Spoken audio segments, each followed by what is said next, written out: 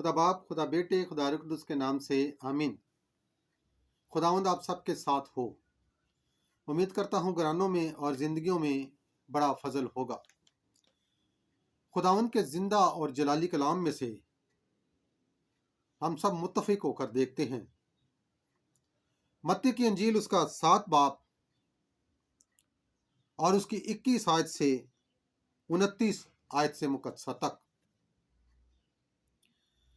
اور نہ ہر ایک جو مجھے خداوند خداوند کہتا ہے آسمان کی بادشاہی میں داخل ہوگا،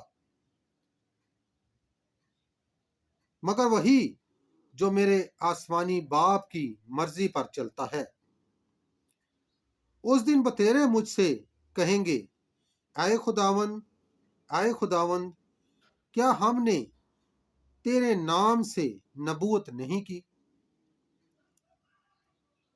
اور تیرے نام سے بدروحوں کو نہیں نکالا، اور تیرے نام سے بہت سے معجزات نہیں کیے؟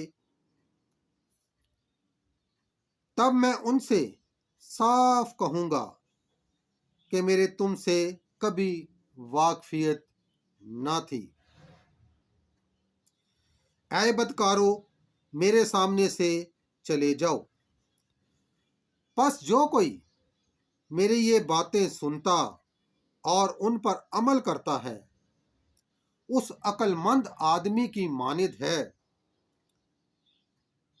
جس نے اپنا گھر چٹان پر بنایا، اور مینہ برسا اور سیلاب آیا اور آندیاں چلیں اور اس گھر سے ٹکرائیں، مگر وہ نہ گرا، کیونکہ اس کی بنیاد چٹان پر رکھی گئی تھی۔ لیکن جو کوئی میری یہ باتیں سنتا اور ان پر عمل نہیں کرتا وہ اس بے وقوف آدمی کی مانند ٹھہرے گا جس نے اپنا گھر ریت پر بنایا، اور مینہ برسا اور سیلاب آیا اور آندیاں چلیں اور اس گھر کو صدمہ پہنچا اور وہ گر پڑا، اور اس کا گرنا ہولناک ہوا۔ اور ایسا ہوا کہ جب یسوع یہ باتیں ختم کر چکا تو ہجوم اس کی تعلیم سے حیران ہوا، کیونکہ وہ ان کے فقیوں کی طرح نہیں بلکہ صاحب اختیار کی طرح تعلیم دیتا تھا۔ پاک کلام کا پڑھا اور سنا جانا ہم سب کے لیے باعث برکت ہو۔ خداوند کا شکر ہو۔ میرے عزیزو، یہاں پر دیکھتے ہیں سب سے پہلے کہ خداوند ہمیں با اختیار تعلیم دیتا ہے، صاحب اختیار کی طرح، باپ کی طرح ہمیں تعلیم دیتا ہے۔ اور پھر ہم 2 چیزیں دیکھتے ہیں صاف کلیئر کٹ، کہ جو کوئی میری باپ کی مرضی پر چلتا اور کلام کو پڑھتا اور اس پر عمل کرتا ہے وہ اپنا گھر چٹان پر بناتا ہے۔ اور یہ کلام اس وقت کے لوگوں کے لیے بھی اور ہمارے لوگوں کے لیے بھی یہ یکساں ہے۔ لیکن جب میں شاگردوں کی زندگی پر نظر دوڑاتا ہوں تو مجھے پہلا حصہ صاف نظر آتا ہے کہ جب انہوں نے خداوند کو دیکھ لیا، خداوند کو پہچان لیا، خداوند کو چکھ لیا اور خداوند کی باتوں پر عمل کر لیا تو انہوں نے اپنا گھر چٹان پر بنایا، کیونکہ خداوند کی شفقت ان کے ساتھ تھی، اور وہ چٹان پر گھر بنایا ہوا آج تک قائم ہے اور قائم رہے گا۔ وہ بھی عام ہی لوگ تھے، لیکن جب انہوں نے یہ یقین کر لیا کہ سب کچھ المسیح ہے، سب کچھ خداوند ہے، سب کچھ یہ مسیحا ہے، तो फिर उन्होंने दुनियावी सारी बातों को भूल कर उसके पीछे हो लिए और उन्होंने अपना घर चट्टान पर बनाया, जो आज भी खुदावंद यीशु मसीह के साथ कायम और दायम है।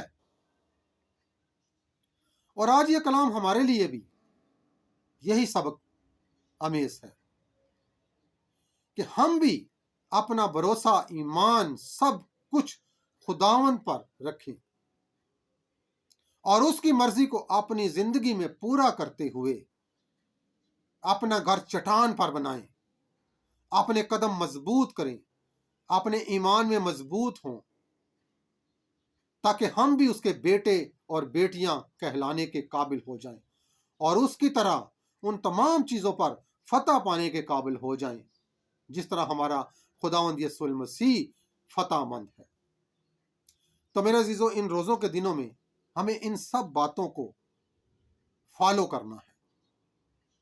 आज साफ साफ हमें खुदावंद बताते हैं कि हर वो शख्स जो मुझे खुदावंद खुदावंद कहता है वो खुदावंद की बादशाही में दाखिल नहीं होगा।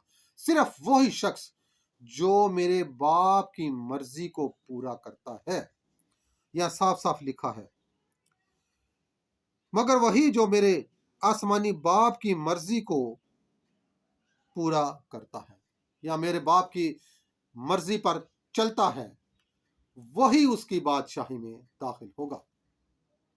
आज मेरी खुदावंद से दुआ है कि हम तमाम मसीह बहन भाई, तमाम मसीह खानदान जो उस पर ईमान रखते हैं, उसके कलाम पर ईमान रखते हैं, और हम इस सच्चाई को भी तस्लीम करें जो खुदा उनका जिंदा और जलाली कलाम है। ये हमारी जिंदगियों को बदले, ये हमारी सोचों को बदले,